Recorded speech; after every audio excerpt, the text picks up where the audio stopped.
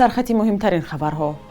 بعد از فراری دلشاد سید مرادوف چند کارمند فرودگاه را به رخصتی مجبوری فرستادند. روسیه قانون را قبول کرد که جوانان تاجیک را هم میترساند. در ایران طریق قانون درباره حجاب را معرفی کردند.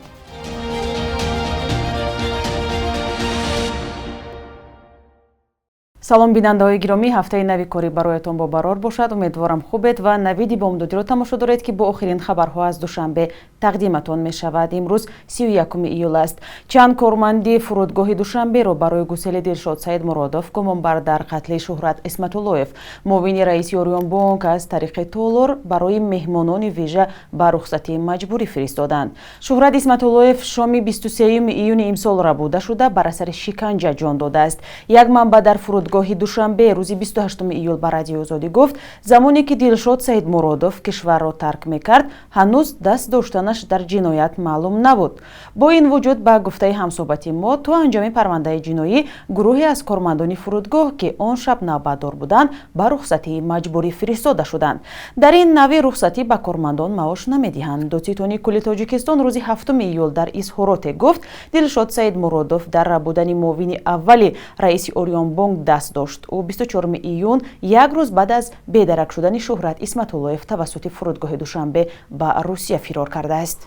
шӯрои федератсияи русия қонунеро тасвиб кард ки бар асоси он сар аз 1 январи соли 2024 метавонанд ҷавонони 30-соларо ба хидмати ҳатмии ҳарбӣ даъват кунанд. то ҳол дар ин кишвар мисли тоҷикистон ҷавонони аз 18 то 27 сола ба сафи нирӯҳои мусаллаҳи русия сафарбар мешуданд. бино ба гузориши хабаргузории интерфакс рӯзи 28 июл ба тарафдории қабули ин қонун 159 узви палатаи болоии парлумони русия рай доданд. думаи давлатӣ палатаи поёнии парлумон рӯзи 25 июл қонуни мазкурро тасвиб кард. дар аввал қарор буд ки синни поёнии хидмати яксолаи низомӣ дар русияро аз 18 то ба 21 солагӣ боло баранд, вале баъдан аз ин пешниҳод даст кашиданд.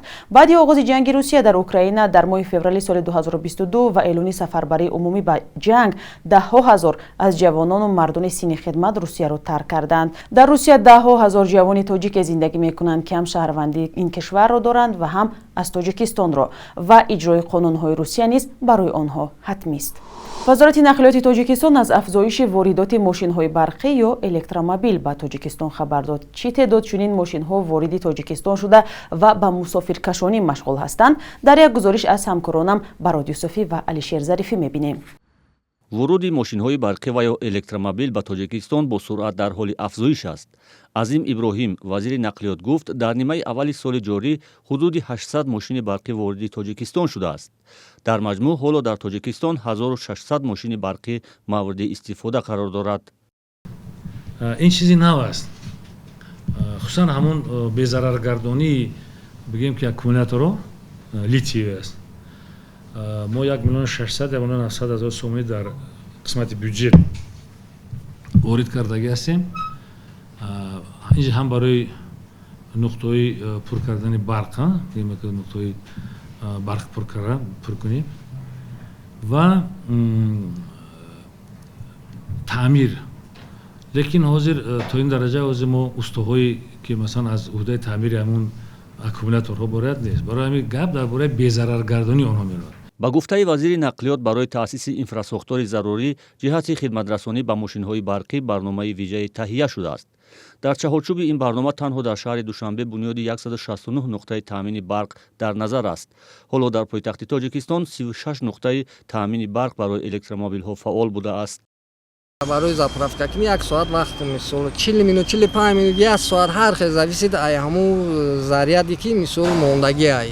дар душанбе чанд нуқта заправка кунӣ? дар душанбе оз дар ширкати мо 2 точка як точка дигар дар ҳам пеши доми Симурғ агардонем ҳамҷо.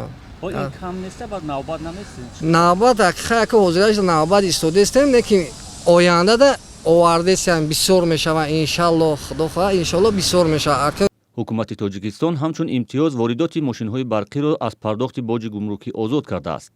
мошинҳои барқӣ аз нуқтаҳои таъмини барқ ки барои онҳо пешбинӣ шудааст 1 киловаттсоат нерӯи барқро бо арзиши 1 сомонӣ мехаранд. чунин таксиҳои барқиро ғайр аз ширкатҳои таксиронӣ аз дасти афроди алоҳида низ бо арзиши то 300 000 сомонӣ ва аз он бештар низ харидан мумкин аст.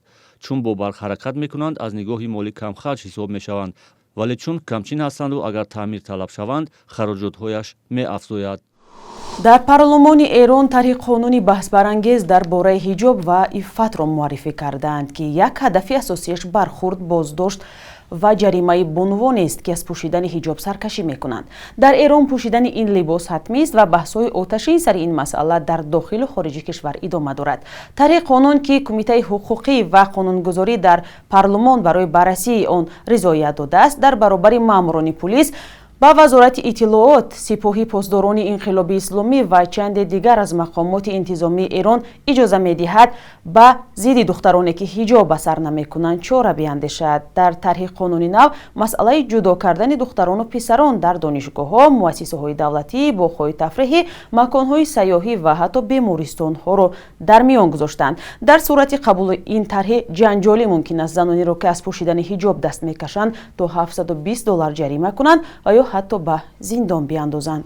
Шаби 3 июл Москав мавриди ҳамлаи бесарнишин қарор гирифтааст. Ду бесарнишин ба маҷмӯаи тиҷоратии Москав Сити бархурда парвозҳо аз фурудгоҳи Внуково ба як муддат баста шуданд. Ба навиштаи расонаҳои давлатии Русия дар пайи ҳамлаи бесарнишинҳо тирезаҳои як бинои маъмурӣ шикаставу тахриб шуданд. Хабаргузории ТАСС аз захмӣ шудани як нафар хабар додааст. Мақомоти Москав кори фурудгоҳи Внуковоро барои як муддат манъ ва дубора фаъол карданд. Вазорати дифои Русия ҳам дар баёнияе гуфт, шаби якшанбе ба ҳудуди Москав, маркази тиҷоратии Москав Сити бо ду бесарнишин ҳамла сурат гирифт ва бесарнишинҳо нобуд карда шуданд. Ин ниҳод ҳодисаро кӯшиши ҳамлаи террористии нерӯҳои Украина номидааст. Киев ба ин иддаоҳо посух надодааст. бахши якрӯзи таърихро ҳамкорам Хиромон Бахозода тақдиматон мекунад ки муҳимтарин таҳаввулоти таърихии 31 июлро фаро мегирад.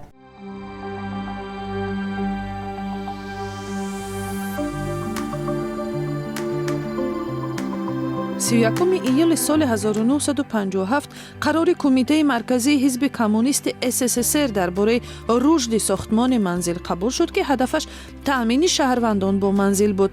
дар Тоҷикистон тарҳи сохтмони аввалин манзилҳои дастрасро ки бо номи раҳбари аввали кишвар Хрушёвӣ ном гирифтанд, меъмори маъруф Ҳикмат Юлдошев ба ӯҳда гирифт. ин хонаҳои бетониву оҳанӣ ҳарчанд хурдҳаҷм буданду ҳусни меъморӣ надоштанд, дастрасии садҳо миллион оилаҳои шӯравиро ба сарпаноҳи ҷудогона ва шароити ҳадди аққали зист таъмин карданд. 31 августи соли 1939 сохтмони канали Калони Фарғона шурӯъ шуд ки ҳадафаш бо об таъмин кардани хоҷагиҳои пахтакори се ҷумҳурии ин водӣ Узбекистон, Тоҷикистон ва Қирғизистон буд. Канали обгузари 350 километрӣ бо ҷалби 160 000 марди кор канда шуда, қисми аъзами он аз қаламрави Узбекистон, 62 километраш аз ҳудуди вилояти Суғди Тоҷикистон ва 12 километраш аз хоки Қирғизистон мегузарад. 31 июли соли 1943 донишманд ва шоир аз боризтарин фаъолони Самарқанд Ҳаёт Неъмат таваллуд шудааст ки дар 78 соли умраш барои ҳифзу рушди забони тоҷикӣ дар Узбекистон заҳматҳо кашидааст. ӯро бештар чун яке аз муассисони маркази фарҳангии тоҷикони Самарқанд дар солҳои 80 муборизи беамони ҳифзи мактабҳои тоҷикӣ ва чун шахсе мешиносанд ки барои ақидаҳояш даст ба гуруснанишинии сиёсӣ задааст, ҳуқуқи тоҷикони Узбекистон дифоъ кардааст. имрӯз 31 июл 1000 рубл ба 119 сомонӣ баробар аст. Бар асоси қурби таъин кардаи Бонки Миллии Тоҷикистон $100 амрикоӣ баробар ба 1091 сомонӣ ва 100 евро ба 1200 сомонӣ иваз мешавад.